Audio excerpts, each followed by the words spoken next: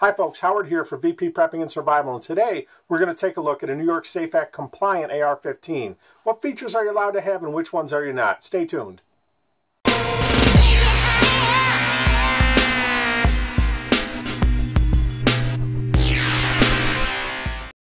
Howard here for VP Prepping and Survival, and as I said in the beginning, we're going to look at a New York State compliant AR-15 and what features you can have on it.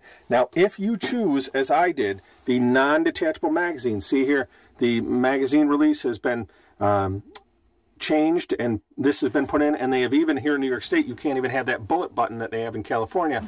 It's had to be filled in with some epoxy or glue or whatever to render it, you know, impossible to detach that magazine. Now, as you can see, I have a 30-round magazine, but if you look over here, it is pinned at 10 rounds because any magazine over 10 rounds is illegal here in New York State unless it has been pinned at 10 rounds, which is ridiculous. Now, I chose this particular model because I wanted all these other features. I wanted something that looked and felt like an AR-15 when I was shooting it, so I can have the collapsible stock.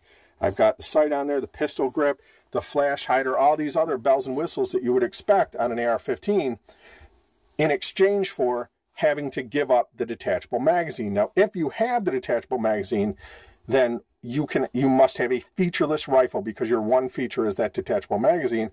And I'm going to put a picture up here, as you can see, that's what an AR-15 that is New York State compliant that has a detachable magazine looks like. It's got the kooky rear stock. It's got none of these features. It can't have the collapsible stock, can't have the pistol grip, can't have the flash hider up here. None of that stuff. It's got to be a featureless rifle, and it just didn't look or feel like an AR-15 to me, so that wasn't what I went for. They also, the ones with these zero features that don't look and feel like an AR-15, those also cost a good deal more than something like this that actually looks and feels like an AR-15.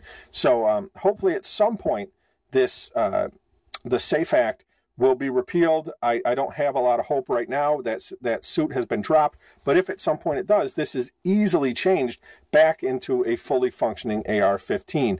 Again, that is why I chose this one over the other style that you saw in the picture up at the top of the screen. Thank you very much for watching. As always, I am Howard from VP Prepping and Survival.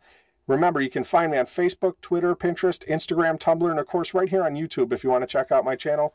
In any survival situation, folks, don't forget, you don't just want to survive, you want to thrive. Happy shooting, everybody.